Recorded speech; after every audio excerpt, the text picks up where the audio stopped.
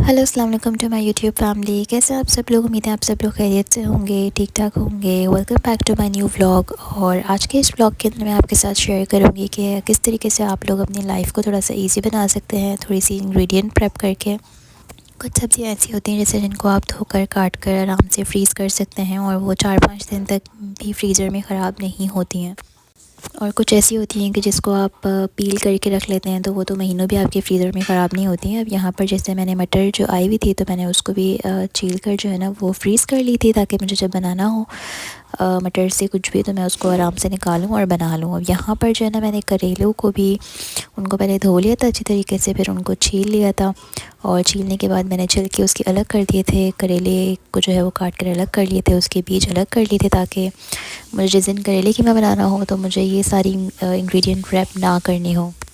ये वाले काम जो है ना मैं अक्सर रात के टाइम करती हूँ, जैसे जिस टाइम मुझे पता होता है कि मेरे सारे काम ख़त्म हो चुके हैं और कोई काम नहीं है अब करने के लिए, तो मैं उस टाइम ये सब्ज़ी वगैरह निकालती हूँ और फिर जिसको धोना होता है उसको धोती हूँ, जिनको फ्रिज में सेट करना होता है उनको करती हूँ, जो छील के रखनी होती है तो वो रख देती हूँ। क्योंकि जिस टाइम मुझे बनाना होता है ना तो मेरे पास इतना ना टाइम होता है और ना इतना मौका होता है कि मैं फ्रॉम स्क्रैच जो है ना वो पूरी प्रिपरेशन करूँ। इस तरह से कुकिंग इतनी ईजी हो जाती है ना, और आपको मोटिवेशन भी मिलती है कुकिंग करने के लिए कि आपको पता होता है कि आपकी ये चीज़ें जो है वो ऑलरेडी स्टोर्ड हैं फ्रीज़र में या फ्रिज में, तो आपके लिए कुकिंग बहुत ईजी हो जाएगी। मेरे घर में जो है ना करेले कीमा शौक़ से ही खाया जाता है, तो महीने में एक दफ़ा तो मैं बना ही लेती हूँ। इसकी रेसिपी भी मैं कभी फ़ुर्सत से आप लोग के साथ शेयर करूँगी, बहुत ईज़िली बन जाता है। तो यहाँ पर मैंने तीनों चीज़ें, करेले, उसके छिलके और उसके बीज, तीनों चीज़ें अलग अलग जो है ना वो पैकेट्स बना कर रख दिए थे और इनको फ्रीज़ कर दिया था। अब जो भी थोड़े बहुत बर्तन यूज़ हुए थे ना कटिंग में, तो वो मैं सब हाथ के हाथ ही धोकर रख दूँगी। और रात में आप सोने से पहले बस 10 मिनट अगर आप अपने किचन को दे देते हैं ना, तो आप जब सुबह उठते हैं ना तो आपको आपका किचन बिल्कुल नीट और क्लीन मिलता है। मोस्ट ऑफ़ द टाइम तो ऐसा ही करती हूँ, लेकिन कभी ऐसा होता है कि दिल नहीं कर रहा होता या बेहिम्मती हुई हुई होती है या कहीं गई हुई हूँ बाहर, रात देर हो गई, तो फिर इस वजह से मैं जो वो छोड़ देती हूँ, फिर मैं वो सुबह उठ कर देखती हूँ। बर्तन यहाँ पर सारे वॉश हो गए हैं और अब मैं सिंक भी क्लीन कर लूँगी। नया साल जो शुरू हुआ है तो उसमें ये मेरा पहला व्लॉग बन रहा है। उम्मीद करती हूँ आप लोगों ने भी इस नए साल में कोई ना कोई अपने लिए कोई रेजोल्यूशन पास किया होगा, अपने अंदर कोई पॉजिटिव चेंज लाने के लिए। और अगर नहीं किया तो अभी भी इट्स नॉट टू लेट। कोई भी अच्छी आदत जो आप अडॉप्ट करना चाहते हैं उसके बारे में सोचें, उसको अडॉप्ट करने के तरीके सोचें, या कोई भी ऐसी आदत जो आप अपने अंदर से ख़त्म करना चाहते हैं तो वो भी करने का सोचें। बस मेरा यहाँ पर सारा काम कंप्लीट हो गया था और लास्ट व्लॉग की तरह इस व्लॉग के अंदर भी मैं कुछ 2-3 पार्ट्स के अपने जो है ना वो क्लिप्स कंबाइन करके एक व्लॉग बनाऊँगी, क्योंकि मेरे लिए काफ़ी ज़्यादा हेक्टिक हो रहा था अपना पूरा एक दिन का व्लॉग रिकॉर्ड करना और फिर उसको एडिट करके अपलोड करना। काम तो हम सभी अपने अपने घरों में कर ही रहे होते हैं, लेकिन जब हम व्लॉग बना रहे होते हैं ना तो आपको कैमरा सेट करना, जब आप खुद कैमरामैन होते हैं, आपने प्रॉपर एंगल सेट करना होता है रिकॉर्डिंग करने के लिए, तो वो बहुत हेक्टिक हो। तो इसलिए मैंने ये सोचा है कि मैं हर दिन के थोड़ी थोड़ी क्लिपिंग्स जो है ना वो रिकॉर्ड किया करूँगी और उसको फिर एक साथ इकट्ठा कंबाइन करके एक व्लॉग बनाया करूँगी, ताकि मेरे ऊपर भी इतना ज़्यादा बर्डन ना हो और आप लोगों को भी देखने में मज़ा आए। अब यहाँ पर ना आज मैंने सोचा हुआ था कि मुझे जो है वो शामी कबाब बनाने हैं और मटर पुलाव बनाना है। बेसिकली तो मटर पुलाव बनाना था और शामी कबाब ख़त्म हुए हुए थे, तो मटर पुलाव का मज़ा बिल्कुल नहीं आता अगर शामी कबाब साथ ना हो। तो मैंने सोचा कि चलो दोनों काम इकट्ठे ही जो है ना वो शुरू कर देते हैं। गोश्त जो है ना मैंने सुबह ही जैसे ही उठी थी तो उसी टाइम मैंने डीफ्रॉस्ट करने के लिए रख दिया था, और अभी जब मैं आई हूँ किचन में तो ये डीफ्रॉस्ट हो गया था।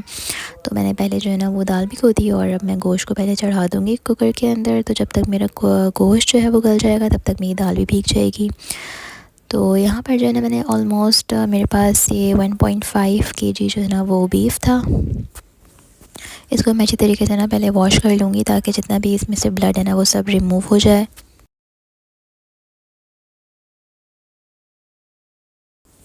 तो मेरी जो शामी कबाब की जो रेसिपी होती है ना वो बहुत सिंपल होती है, बनाने में भी बहुत आसानी होती है और जायके में भी बहुत मज़े के बनते हैं। यहाँ पर जो है ना मैंने तकरीबन 1.5 केजी बीफ ले लिया था और इसके अंदर बस मैं कुछ ही चीज़ें डालती हूँ, जैसे कि सबसे पहले तो मैं एक प्याज, बड़ी साइज़ की प्याज ले लूँगी, वो मैं इसमें काट के डाल दूँगी।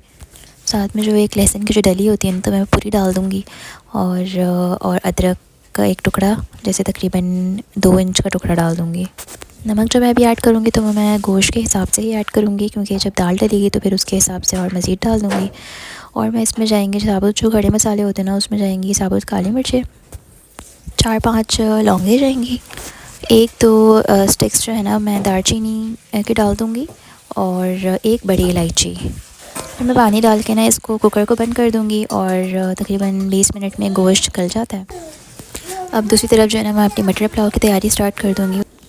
वैसे तो मटर पुलाव जो है ना वो शलजम के अचार के साथ बहुत अच्छा लगता है। हमेशा मेरे घर आता है, मेरी खाला जब भी बनाती है ना शलजम का अचार तो वो हमेशा भेजती हैं। लेकिन इस दफ़ा उन्होंने बनाया नहीं था तो वो बस जो जायका था मटर पुलाव का, जो मज़ा था ना, तो वो आधा अधूरा सा ही रह गया था।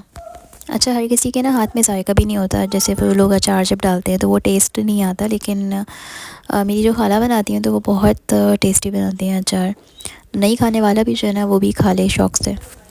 अब यहाँ पर ना एक तरफ मैं पतीली रख दूँगी चूल्हे के ऊपर गर्म करने और उसके बाद इसमें ऑयल डाल दूँगी और जब तक ऑयल गर्म होगा तब तक यहाँ पर जो है ना वो मेरी प्याज कट जाएगी।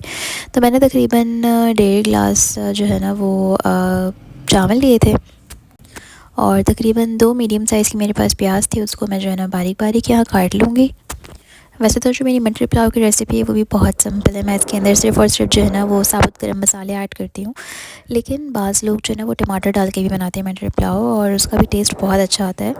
दिल तो मेरा चाह रहा था कि मैं इसमें जो है ना बुनाई के टाइम के ऊपर थोड़ा सा टमाटर भी ऐड कर दूँ, लेकिन मैंने कहा क्योंकि फ़र्स्ट टाइम ये बना रही हूँ अभी तो इस सीज़न में, तो ये है कि अभी नॉर्मल से ही बना लेती हूँ। फिर नेक्स्ट टाइम जब बनाऊँगी ना तो फिर कोशिश करूँगी कि टमाटर डाल के भी जो है ना एक दफ़ा ट्राई करूँ।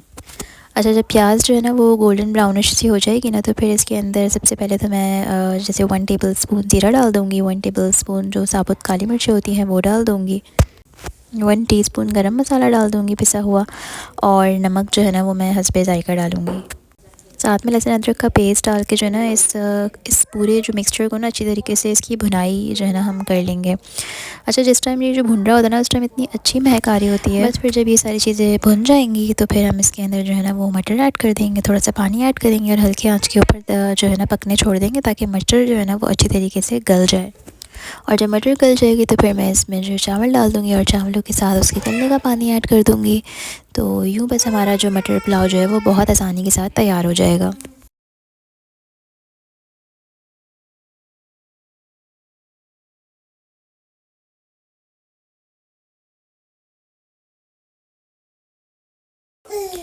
अब यहाँ पर ना मैंने कुकर खोला, मेरा गोश्त जो है वो गल गया था, हाथ से मैं चेक भी कर लूँगी और अगर थोड़ी बहुत कसर रह भी गई होगी गोश्त के अंदर तो वो इतना मसला नहीं है क्योंकि हम दाल भी डालकर उसको भी गलाएंगे। तो उस दौरान अगर थोड़ी बहुत कसर होगी गोश्त के अंदर तो वो भी निकल पूरी हो जाएगी।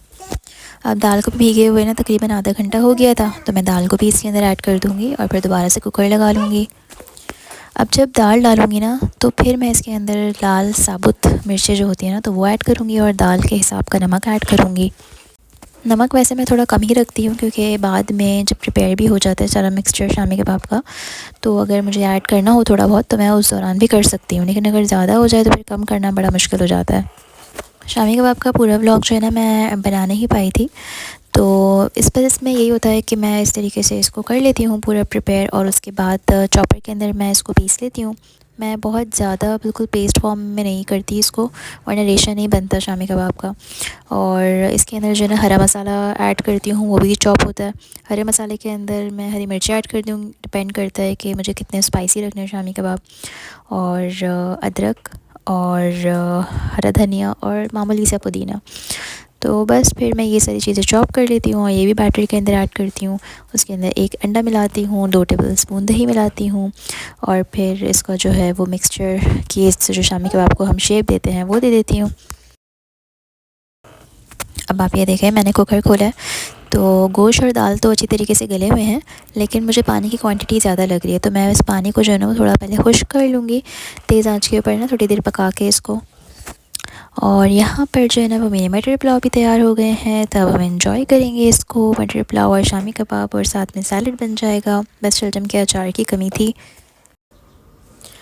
अच्छा, मैं जो हूँ ना काफ़ी दिनों से अपने किचन का जो स्टोव का जो बाउंड्रीज़ वाला जो एरिया था ना तो वो काफ़ी आपको पता है कि गंदा हो जाता है, ब्लैक ब्लैक वहाँ पे कुछ आ जाता है क्योंकि वहाँ पर आप हमारा हाथ नहीं लग पा रहा होता और वो जगह इतनी पतली होती है कि नॉर्मली सफाई के दौरान वो चीज़ साफ़ भी नहीं होती। तो मैंने अभी रिसेंटली यूट्यूब के ऊपर ही ना ये हैक देखा था इसको साफ़ करने के लिए, तो मैंने कहा चलो अभी ना मैं ये ट्राई करती हूँ।